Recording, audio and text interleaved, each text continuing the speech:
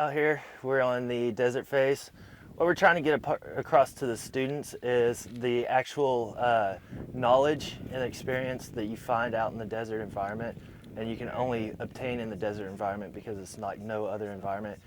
We try to impart on them the different skills on how to stay cool, procure water, and also, of course, get fire and shelter in there as well.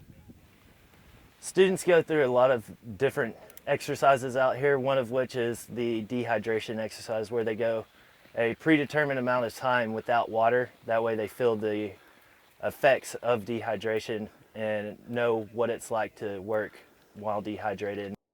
Probably the most important thing we've learned to this point is just conserving your water.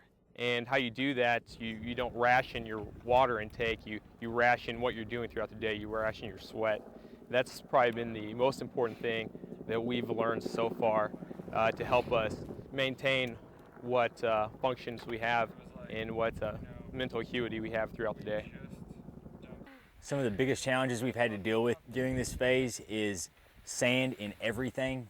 I mean in everything, every crook and cranny of your body as well as all your equipment. And then the lack of water.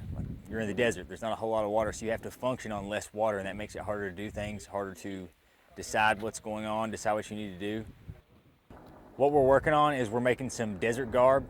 It's basically taking some parachute material and cutting it and sewing it so that you can wear it as clothing that'll keep you cooler in the desert than our issued clothes.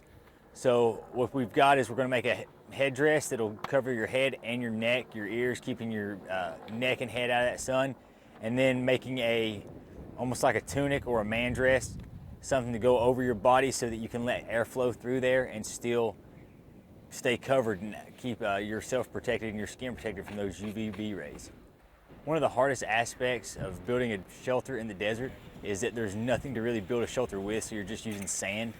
So you've got to get that distance, you got to have a shelter. You can't just lay on the sand, you're going to get hot. So you got to dig down, dig underneath that, and then you have to build your walls with sand using sandbags, sand pillars, whatever you can to raise it up. And as you dig in that sand, you dig a hole, it just falls right back in. So it's like take 3 steps forward, 2 steps back.